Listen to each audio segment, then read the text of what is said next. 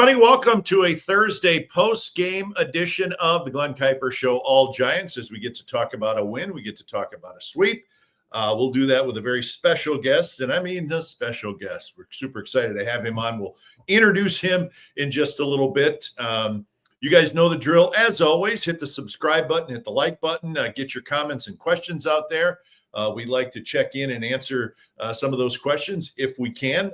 Show tonight, we're going to talk about today's game. We're going to talk about the series. We're going to talk about the season with our guest. He's going to give us a good perspective, a former player perspective on this. And we'll talk about playing for the Dodgers and what's fantasy camp all about. Well, we're going to talk about that as well. But before we do all that and before we introduce our guest, we have to make our sponsors happy. You guys know how that works. Let's start with Tilden Properties. By investing with Tilden Properties, you'll see quarterly dividends and equity buildup in the real estate market. Bay Area-based and family-owned Tilden Properties has been building investment wealth for their clients since 2008. Call them at 925-209-8558 and go to their website. Check out their portfolio, tildenproperties.com. We're also brought to you by the Kehrig Real Estate Team. Whether you're moving up, downsizing, or making your first purchase, trust the Kehrig Real Estate Team to guide you home. Contact Mike Kehrig today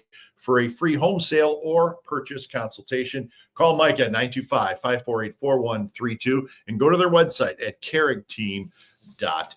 So we appreciate our sponsors. They're here for us, and we certainly are here for them. Now, let's bring in our guest for this post-game edition. You know that guy. Good-looking youngster from Sacramento, FP Santangelo is joining us. And I'm one of the few people that I think is allowed to call you by your real name. It's Frank Paul. You don't get mad at me when I call you that, do you? No, I actually like it. Glen Kuiper, I'm with my favorite Kuiper today. I hope Dwayne and Jeff aren't watching, but yeah, I'm with my favorite Kuiper. I've heard you say that to them too, so I know how you anyways, you know what? I appreciate you coming on. You're super fun. You and I have become really good friends. We love talking baseball. We talk baseball at the games all the time.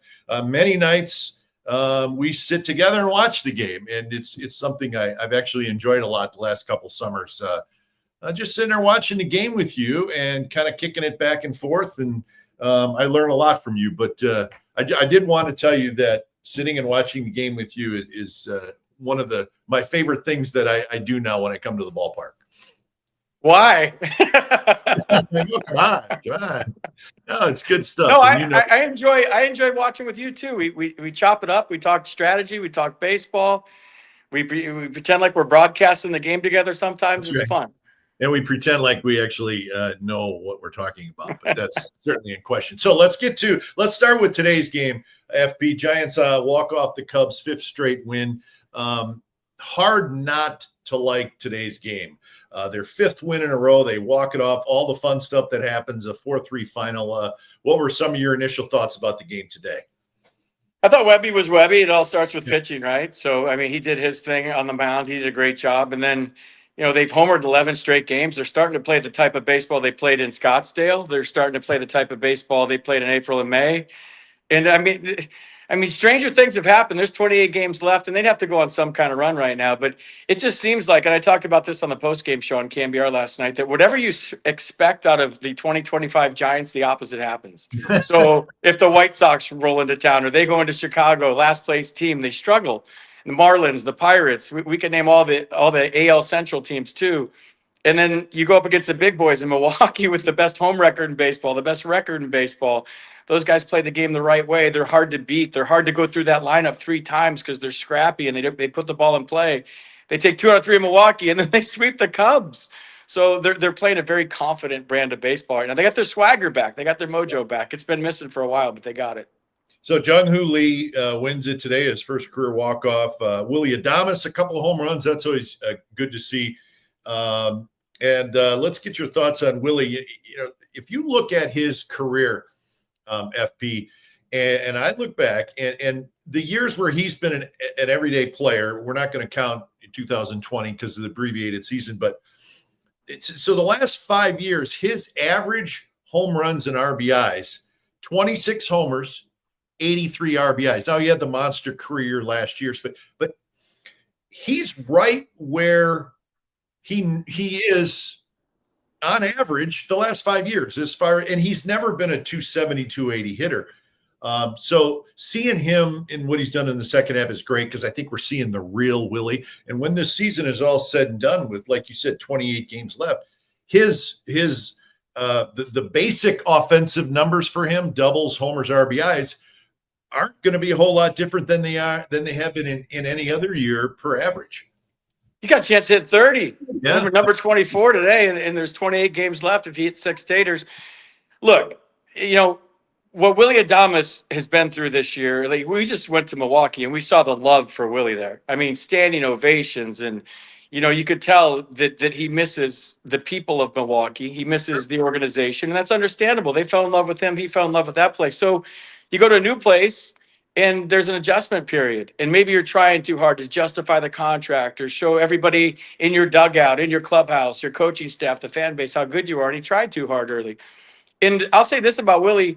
He's been the same guy every single day this year. Do you know how much energy that takes for a player to be the same guy in the clubhouse when you're struggling and your team is struggling? You've been around it. I've been around it. Guys go 0 for 20 or they're hitting 200. You can't even talk to them. You're on eggshells. You don't know if you should go up to him or not.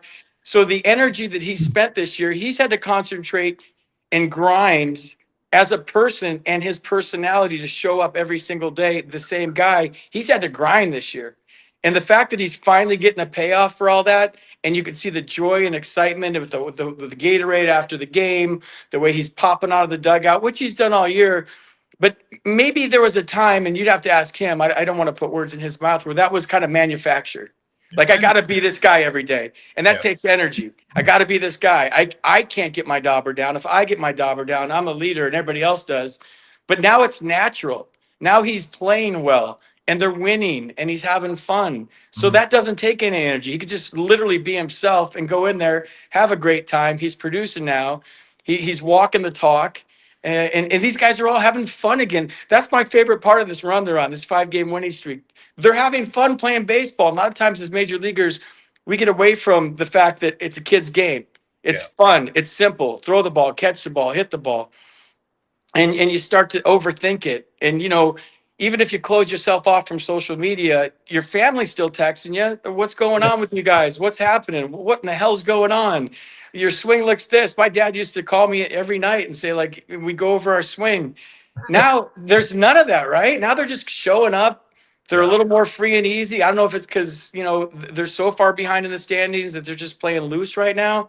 But damn, it's fun to watch. And this is the brand of baseball that we were all hoping for all year. But maybe you build some momentum here. Maybe something wild and crazy happens. Sure. But either way, I mean, I'm just glad to see smiles on all their faces and these guys having fun playing baseball again. Yeah, I thought maybe the unsung hero of the game today wasn't necessarily a player, but it was a part of the game was the Giants' defense.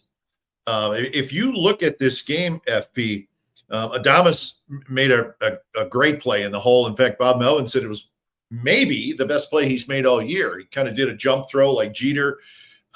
Schmidt made a nice play on a line drive that turned into a double play. Bailey threw a guy out. They had 3 double plays, and that's a thing that, again, they were doing at the beginning of the year, and then they stopped doing it. And we saw it in this series, and we're going to get to the whole series here in a minute, but, we saw good defense in this series. We saw it today, and it's not a coincidence that they're catching the ball, they're making good plays, and they've won 5 in a row. Now, again, small sample size, but we also saw beginning of the year, this is what they were doing. They have the ability, I think, to be a pretty good defensive team, but for some reason, they had a 6-week to 8-week stretch where they just were not good defensively. But we've seen how good they can be even in the last week. Devers looks better at first, and the plays that I mentioned today. So it's a thing that maybe sometimes gets overlooked a little bit, team defense, but we've seen it today, and we've seen it in this series. I mean, the play Jung-Hoo Lee made, that's sliding right. catch, Yep. and then the Cubs getting doubled off. The Cubs were playing sloppy baseball the whole series. The Cubs were playing baseball like the Giants had in the last homestand. They were making all kinds of mistakes. The double play that Willie Adames started last night, off Wizen Hunt's glove, Yeah. off the mound, whatever it was, that top spin where it's going like this and it shoots on you, and he Sure. picks it and he does the feed to Casey Schmidt. That's the double play of the year. And then the Jeter play, that's why he wears number 2. Derek Jeter's his hero. And he did the Jeter play today. He did the jump man throw in the hole. Like they're playing loose. They're they're having fun. We have stats and analytics and data for everything. But this game is fun, and you got to remember it. You got to remember that it's fun. You got to remember that you're lucky, and it's a pleasure. It's a privilege to play for the San Francisco Giants. It's a privilege to play in the big leagues. It's a privilege to walk into the clubhouse and see your name on that lineup card. And sometimes we get so caught up in the everyday that we forget all this. We start talking about other things, and like to have your name on that lineup card every day.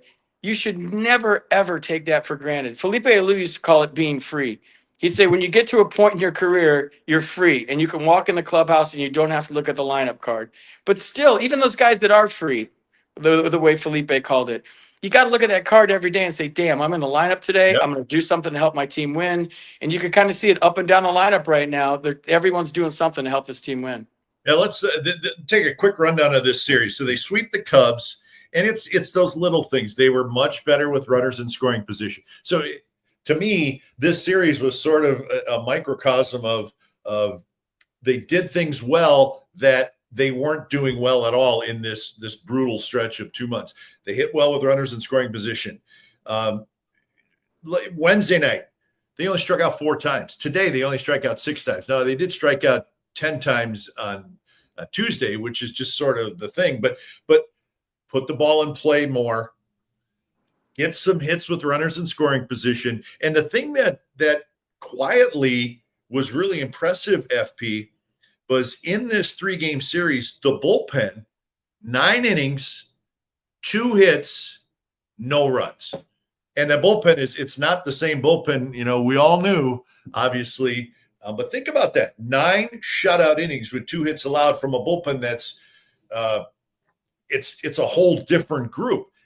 And, it may not be the group you see next year in spring training, but maybe there's a guy or two that steps out in this final 5 weeks of the season and allows himself to be put in the conversation for next year.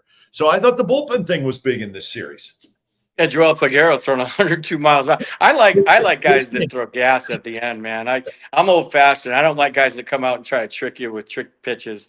I like guys throwing 102 miles an hour, and here it is, hit it. He's got a nasty slider too.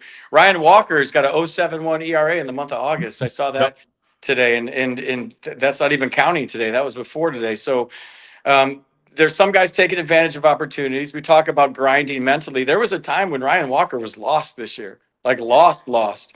And credit to him for mentally putting the wheels back on and figuring it out. And now he's a valuable piece of that bullpen. But there's opportunity for these guys right now, and they're taking advantage of it. So, yeah, I mean, Joey Lucchese, man, that guy's funky, man. He's throwing strikes. He's going after guys. He's not scared. He's getting outs. We could keep going, but, the bullpen's been great. And it's been fun to watch. So, yeah, and Camilo's having his struggles in New York, and, he's gone now, and there was a lot that came with Camilo Duvall. As nice a guy as he was, you didn't know if he was going to have a pitch clock violation, balk, whatever the case may be, or if he was upset because it wasn't a save opportunity. And now that's not there anymore.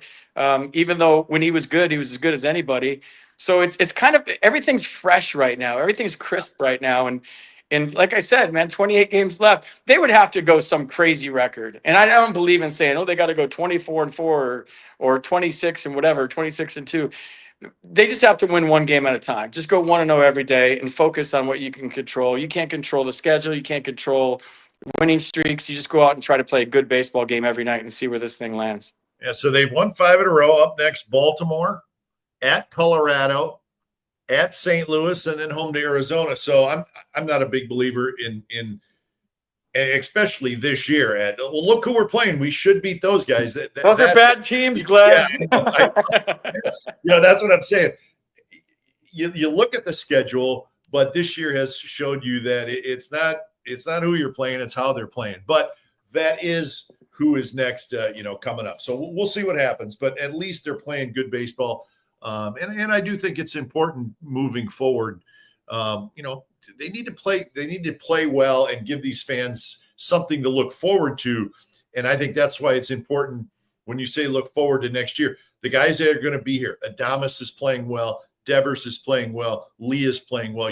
Those guys are going to be here, and I think that's important. So I wanted to ask you, as a former player, you look at this season, and to me, it's been the strangest season that listen, I was with another team for a long time. You were with another team for a long time, but I have no problem admitting I kept a very close eye on the Giants, day to day, how they were doing. And this is such an odd season where, on June 15th, or middle of June, you're in first place playing really good baseball.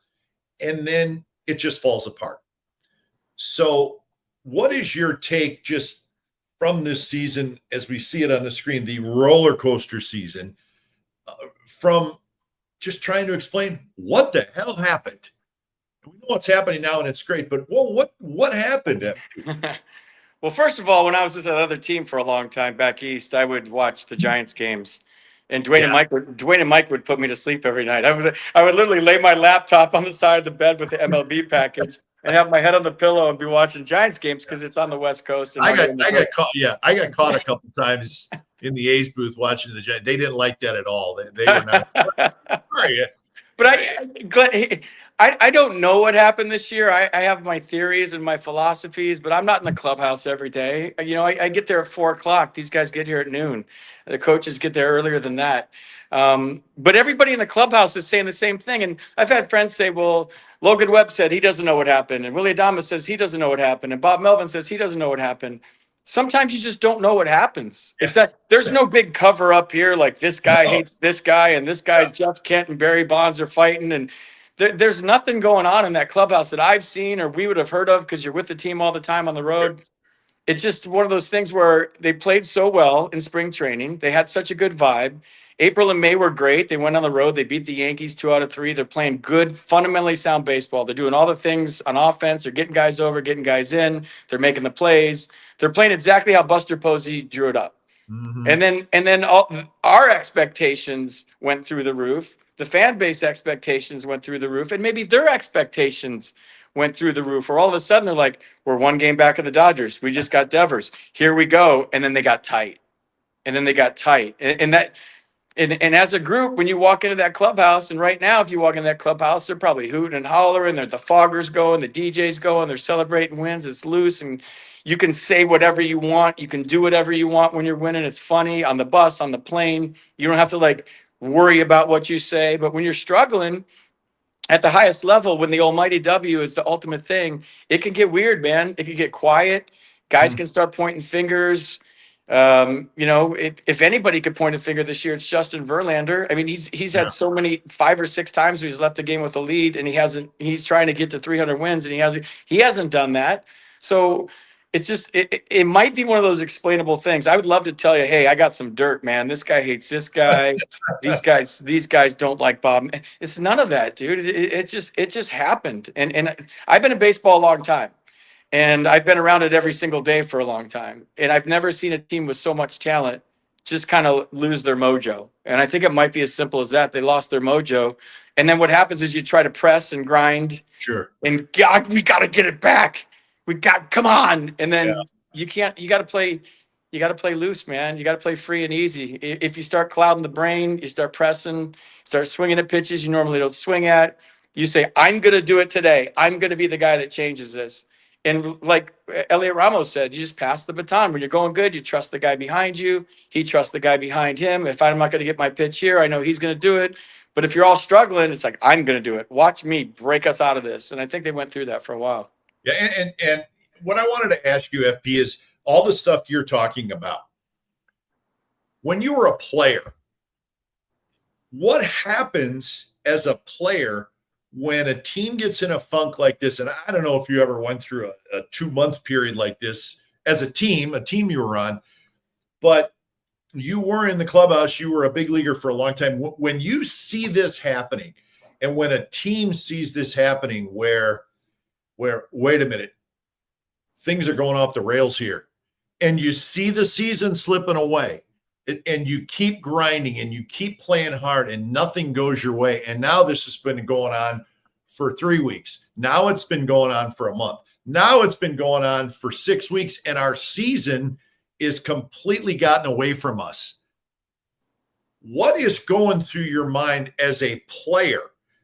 Is it about hold on to your confidence as best you can? Are you looking around at the clubhouse to make sure guys are stay with me, man, stay with me?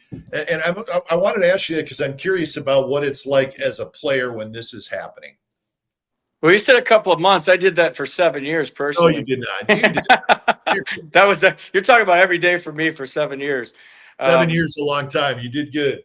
Thank you. I think you just got to stay together as a group. You got to go out. I don't see guys out as much on the road. I know I'm sounding old right now, and it's a different time, and there's smartphones and stuff, and all the stuff we did in Oakland in 2001. If they had smartphones then, we'd all be that wouldn't be a good thing. It was Motley Crue meets baseball that year.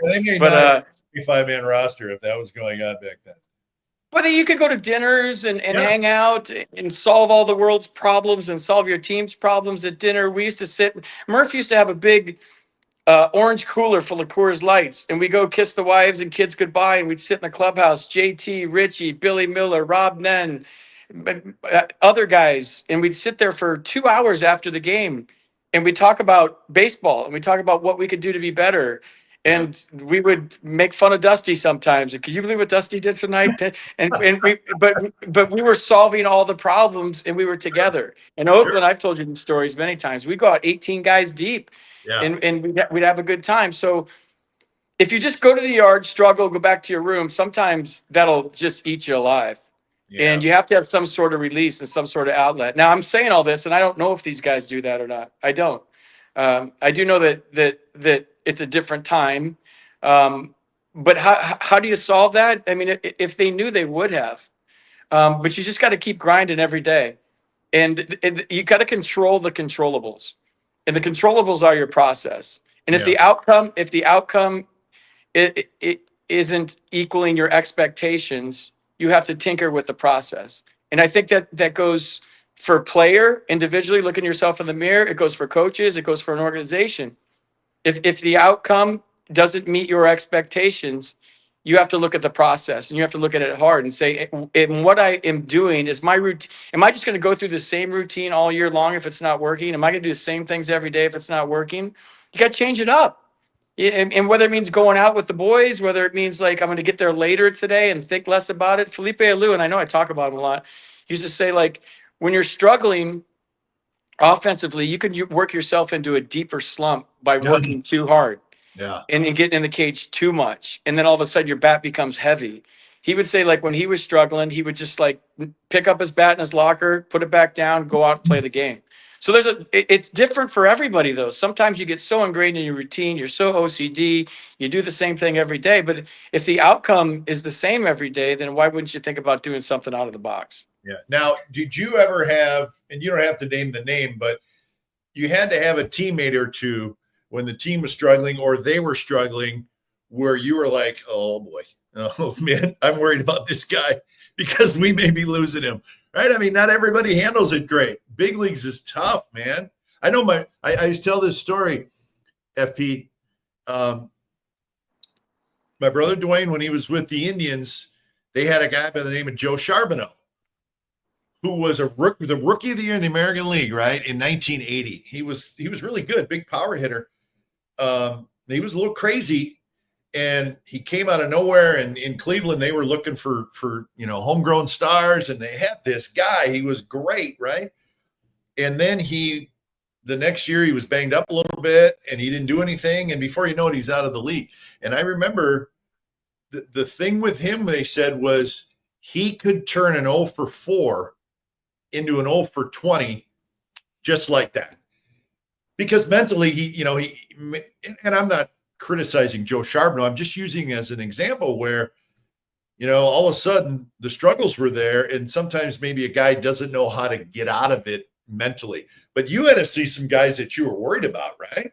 But it's big boy sports, man. I mean, you got to be mentally tough to get here, and you got to be even more mentally tough to stay here. Didn't Joe Charbonneau open a beer bottle with his eyelid or Eye something like socket. that? Eye Eye socket. socket? He just Yeah. stick it in. That's why I was doing that. He That's drank beer through his nose, and he was a character. my kind of guy.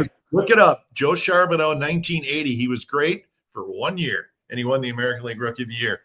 And yes, opening beer bottles with his eye socket. Don't try it at home. Yeah, but you got to be able to deal with adversity. A lot of times right now in today's game, Glenn, if you can play, you're in the big leagues.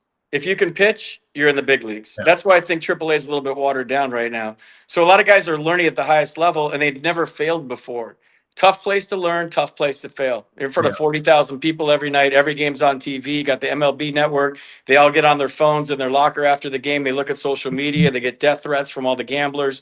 I talk to guys. I can't believe some of the stuff they go through that we didn't have to back in the day. So you got to be mentally tough, man. This is big boy baseball. So I don't. You said not to say names, so I'm gonna. I don't think he'll mind. Do you remember when Eric Burns? You were in Oakland. Went like well, right, yeah, a little bit. I started there, and Burnsy was, he was there, and then soon after that he was gone. But yeah. I mean, I know Burnsy a little bit. He went like 2 for 58 or 1 for 58, and I'm texting everybody, and they're like, he's sucking his thumb in the fetal position, the corner of the dugout, like he's almost in tears. Like that was when he was young, but he learned how to overcome that. I think adversity is a wonderful thing because I've learned more in my life going through hard times than I have. Anybody could just cruise through the day with 3 hits or cruise through the day and everything's going your way. But I've learned more from my struggles than my successes. Yeah. And I used to take those as fuel in the gas tank, man. When people said I was too small, too short, too slow, too this or too that, a lot of people say, oh, you're right. But there's people, the other people say like, screw you, I'm going to show you wrong. And that was gas in my tank. Whenever anybody said I couldn't do something, I learned how to make that fuel for me and prove people wrong with a chip on my shoulder. And that's the way, that's the way I played. I wasn't the most well-liked guy in the league on the other side, but I just hope that my teammates appreciate it because I showed up to play every single day. And I loved when people said I sucked. I loved when people said I couldn't do it. That was just, I got to a point where I almost wanted that more than I got uncomfortable with like people saying you're good. All right, what we'd like to do, FP, at some point in the show, read some of the comments. We get great comments from our viewers. So I'd like to throw them out there. Read the bad ones. What? Yeah. Read all the bad ones. Bake the Dough is one of our loyal listeners. So he's checking in. How important is leadership from either a veteran player or manager when it's going south, despite everyone individually trying to get it right? Good question, Bake the Dough. We appreciate you being part of the super chat. So FP, I think that's a great question because there's a lot of talk about what's Bob Melvin doing the last 2 months. And I stick up for Bob, not because, I mean, I like Bob, he's a friend, but I also think that's the easy way to go to blame. And my point is, FP, is sometimes big leaguers are stubborn. And I think the hitting coach can tell them to do something. The manager can say, let's do this, but they don't always do it. So I think the feeling is aren't these coaches telling them to do the right thing? Yeah, they are. But sometimes, players are stubborn or the concentration isn't there. So to me, I think it still falls back on the players. Would you agree with that? 100%. And I had a conversation with a hitting coach for another team, and not the Giants, that was in town. And he said that every one of these guys has their own hitting coach now, and I really do nothing. They all have their own personal hitting coaches. They talk to them on the phone. They go over video every day. And if I tell them one thing and their personal hitting coach tells them another thing, a lot of managers, the front office runs the show where they're giving the manager the lineup every day. Here's the moves you make in the high leverage situations. These are the part of the orders that we want this guy for, this guy for. Yeah. And if the manager doesn't do it like that, they have to answer to it after the game, even if they win. I've heard these stories that managers, friends of mine, a former teammate of mine who was a manager in Seattle, would get called to the carpet if he just did a gut move and in seat of his pants move and it worked, he would still get in trouble. So I don't know that coaches have the same authority as they did back in the day where the manager ran the whole team. The manager used to be scared of our manager. And now I think the players have a little more pop, right? Yeah. Where that role is kind of shifted and But I think if you look at the really good teams in baseball right now, and Pat Murphy comes to mind, a college coach that's been a bench coach forever. Now he's manager of the year for the Brewers last year, probably win it again this year. He talks about accountability, and he talks about playing the game the way I want you to play the game. And if you don't play the game the way I want you to play the game, you're going to take a couple of days off. You look tired. You're going to sit next to me. And he's the one where I got that whole spiel about it's a privilege, excuse me, to have your name in the lineup card every single day. Sure. So for me, if it's a player's game right now, and that's the way it is, and I don't think Bob's like that. Bob's got a lot of authority. It's not like you have the big analytic front office right now. You got a great front office and Buster Posey and Zach Manassi and her baseball guys. Yeah. So Bob's doing all that. But like, I'm with you. It comes down to the players looking themselves in the mirror. Like, what can I do to help my team win a game tonight? What can I do differently to help us win a game? And I used to write out my game goals in the hotel room before the game. And they weren't result-oriented goals because you can't control going 2 for 4 or 3 for 4. I would say things like, do one thing to help your team win tonight. Swing at good low fastballs. Barrel up the baseball 3 times. Make a great play. Be a good teammate and win. So things that you can control on a nightly basis, I would write those down. I'd put my headphones in. I'd visualize, see myself doing things. Sometimes it happened exactly the way I visualized it, and it was super trippy. It was like you were in a dream state. But like I've had some coaches that were the biggest influences in my life, whether it's Jerry Weinstein at the collegiate level, whether it was Felipe Alou in Montreal who gave me my chance, whether it was Dusty Baker, whether it was Art Howe in Oakland. I had some, my dad was a football coach, so I've always looked up to coaches, and they were like father figures to me. And I would think in my mind while I was playing, I don't want to let them down. Yeah. I want to pump them up. I want to excite them. I want them. And I was playing for my life every single day. So I approached every game like it was the last game I'd ever play until I got to that one team we're going to talk about later. We can't talk about that yet. All right. Thanks, Bake the Dough. How about this one? Newest Friday Night Kites is a great episode with more FP and JT Snow. Great stuff. So what we're doing, FP, is we're now putting the Friday Night Kite shows from the Gotham Club. We're getting them out on my YouTube channel one at a time. So the latest one that came out was the show that you and JT Snow came on with Dwayne and I. And it's audio only, but they're on my YouTube channel and people are enjoying them. So you're out there on the YouTube channel, on my channel with one of our Friday Night Kite shows. So it's pretty good. And you guys were great. And I know you had a lot of fun with the show. Did you name it FP and the Grouchy Old Man? Is that the name of the show? You talking about my brother Dwayne or JT? No. Grouchy Old Men. Sorry. Anyways, but yeah, FP and JT were great on our show. And if you're interested, check it out. It's on the channel. It's out there. And, I'm glad people are watching because it really was it was a fun night. We had a good time. Any chance the Giants make the playoffs from Cole Dunstan? Very low chance, but possible. It's very, very, very low. I mean, let's be realistic here. And I think all we're asking for is they're playing better. I'd like to see them get over 500 and then try to run from there. But listen, this would be a miracle run if anything happened. But doesn't, listen, I'm not of the idea that they're okay. If they're not going to make the playoffs, then this whole thing doesn't matter the final 5 weeks. I still look forward to it. I look forward to watching the games. I look forward to, I want to see, is Matos going to be the guy next year? Is Casey Schmidt the second baseman? Is Figueroa got a shot? Is Wisenhunt got a shot next year? So that's the way I look at the final 5 and 6 weeks, FP, maybe a little bit more at certain individuals to see if they're going to be part of the solution for 2026. You see if the light goes on and they turn Absolutely. The corner and, you come to the ballpark every day and you're looking for a guy like Matos who's taking advantage of opportunity right now. Wisenhunt's been battling. Bryce Eldridge is doing his thing in AAA. So you're looking for guys here that maybe turn the corner. Tough to evaluate in September when you're not in the pennant race. So it's almost like spring training where it's tough to evaluate.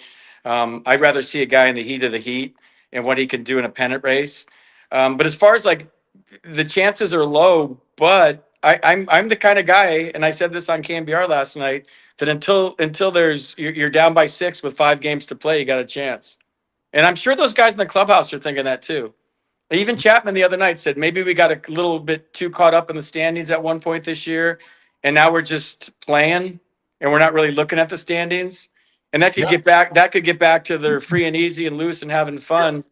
But all of a sudden, by that statement alone, I'm like, these guys got tight when they got close to first place. They got tight. We're right there. We got Devers. Let's go. Let's go. And then they didn't. Yeah, very strange. And this is my favorite one. FP stashes cash. They like your stash on the show. It looks good. Girls love a mustache, Glenn. Yeah, is that true? Yeah. Well, it's pretty sure it's true. In fairness, FP, I mean, if you shave, you have a beard still. If you shave in the morning, you have a beard in the afternoon. I do. I shave my eyebrows every day. All right. Well, sometimes we all give off more information than we need. But you got the ear hairs coming in now? I got the ear hairs coming in. Yeah, I gotta tweeze those things every day. Like when you get older, you get hair on parts of your body that you don't want hair on. All of a sudden, I'm like, what's going on now? Like, and they grow fast too. It's like a daily thing. Like if we could find a way to grow corn as fast as my ear hairs, we could save world hunger. Yes. Yeah. Well, yeah. I mean, my wife is great. Like she'll suggest it to me like, hey, you want me to shave your neck? Well, that means it's getting weird, right? Hey, how about we let me check your ears? So she does it in a nice way. And I'm like, yeah, you're right. That I know what that means. How about we get the lawnmower out on your back? Hey, easy. All right, let's get to our next subject because this is a good one. FP is a Dodger. He did it, folks. Why'd you gotta bring this up? This is terrible. Well, because we're only gonna. I just want the one story. It makes me sad and it makes me laugh at the same time. So, 1999, you're with the Giants, your team you loved, and you sign with the Giants, and you have a pretty good year. And then, unfortunately, they don't bring you back, which is a bummer. So, what do? You dared to do it. You signed with the Dodgers, but I know what. They gave you a 2-year deal, made a little money on it. Good for you. So, it's one of my favorite FP stories. So, FP has all these buddies on the Giants, right? His guys, man. JT Snow's his guy, and Rich Arilli, and all these guys. You guys were tight. I remember it. You were super tight. So in 2000, what happens? The Dodgers open the season at Pac Bell Park, the first ever game at Pac Bell Park. You're in the Dodger dugout. What is going through your head? This is my favorite story. I mean, I was sad. You're sad. I have the last out ever recorded by a Giant at Candlestick Park. I told everybody in the clubhouse, I grew up a Giants fan. I used to freeze my ass off in the bleachers here. Yeah. I would root for Quad A Candlestick. Richie at shortstop caught a soft line drive. I was playing left. I went in for Barry, and he turned around, threw it to me. I put it in my back pocket. So I still have that. Great. I still have that baseball. So I played the last game at Candlestick as a Giant, the first game at Pac Bell Park as a Dodger. So yeah, we thought that was a hitter's park, right? Kevin Elster hit 3 homers. I was with Kevin Elster in the bar till like 2 a.m. because both of us knew we weren't starting opening day. And Ellie and I take a cab over, back when they had cabs, I'm aging myself, to the ballpark, and he walks in the clubhouse, speaking of lineup cards, and he's in the lineup. And he's probably still drunk from the night before. Yeah. And he's like, how am I going to do this today? I didn't think I was going to be starting on opening day. And he hit 3 home runs. He's great. Yeah, off Woody. But yeah, I was heartbroken. I think that's the hardest thing. And I've gone through a lot of hard things in my life and in baseball. That's one of the hardest things I've ever gone through, because growing up a Giants fan, having a good year for the Giants, and we were so tight, and we'd have Sunday day games with a Monday off and a Tuesday night game. So I'd drive back to El Dorado Hills and I'd barbecue and do things in my own house during the season that I'd never done before. I'm looking down at my uniform in center field, and I'm like, oh my God, I'm wearing the uniform that I grew up rooting for. I'm standing here, and I used to be in the bleachers right there. I'm playing catch between innings with Barry Bonds to warm up. I'm like, I'm playing catch with Barry Bonds. And so I had the most fun I've ever had playing baseball up until Oakland with the Giants. And then when I got non-tendered, there was some other teams that came after me, but I was I'm going to show the Giants. I'm going to sign with the Dodgers. Yeah. And I thought I was a really good Giant as a Dodger because I hit 196. I did my part by going to Los Angeles and really stinking up the joint. But I hated it there. I've spoken publicly about this many times. I couldn't stand it. Yeah. It was 25 guys and 25 cabs, and nobody hung out because of the geography in LA. Everybody lived all over the place. And like with the Giants, we had off days, and it would be all the families and a barbecue, and even Barry would come over. I remember Brett Maine had a party after a game with all the kids and the wives and barbecue, and Barry pulled his Porsche up, and I'm like, Barry, let me drive your Porsche. He's like, here, take it. So I was like ripping around the neighborhood, and that was when I said I'm getting a Porsche someday. But we did those things. Then I got to LA, and it was super corporate, man. It was like baseball as a business versus baseball as a family. So I was miserable. I worked 7 years in the minors to get the big leagues, and my wife 3 times at the time, my wife had to talk me into going to the ballpark. She had to talk me into getting in the car and going to Dodger Stadium. That's how miserable I was. And then you had to stand on the railing, first ever game at Pac Bell Park, and you're looking across at the third base dugout, and all your buddies are there. I was missing them, man. I was missing them. Oh, People think it's like plug and play fantasy league baseball, that we don't have emotions and there's not real human beings in the uniform. I was sad, man. I was over there going, what did I do? And I hated that uniform. Every time I put it on, I'm like, this is disgusting. Yeah. And looking back, I wish I had a better attitude. Like, what a privilege to play in Dodger Stadium every day. What a privilege to play for one of the most storied franchises in the history of baseball. But I just had it all ass backwards, man. I had my dauber was down all year. I had a bad attitude. And looking back, I'm like, Jesus, what an opportunity I wasted, man. Like I should have gone down there and had a way better attitude. It's the first time in my life that I kind of let a reporter get to me. I let all these things get to me, and I missed my friends and this and that. And yeah, I wish I had that one to do over again. I would approach it much differently. You bleed orange and black. We get it.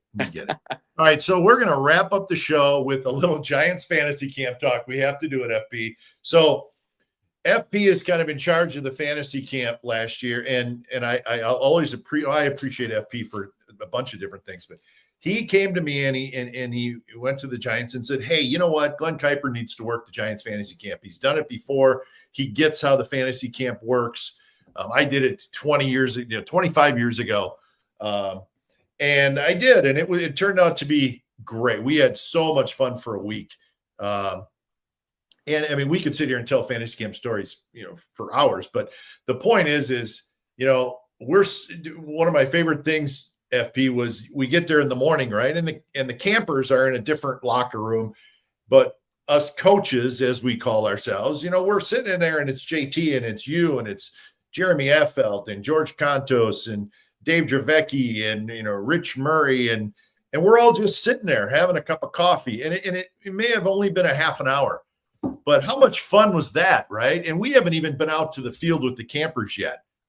So as much as I think the campers enjoy it, us guys loved it too. And I mean, we're ready to go back next year. I can't wait. It's going to be awesome. That's the first time I put on a uniform since I was a hitting coach in San Jose. And the first day of camp in that coach's locker room, I kept trying to put my hands in my pocket. And there's no pockets in baseball pants in the front. You gotta go to the back. And I kept trying to put my hands in my pocket. I'm like, wait, I got a uni on again. And it was fun. I mean, I'm not trying to sell it, man. If you're listening, go. It was literally the funnest 7 days of my year last year, easily. Yeah. You were the kangaroo court judge. Yes. And we had kangaroo court every morning. They put the fines in a box.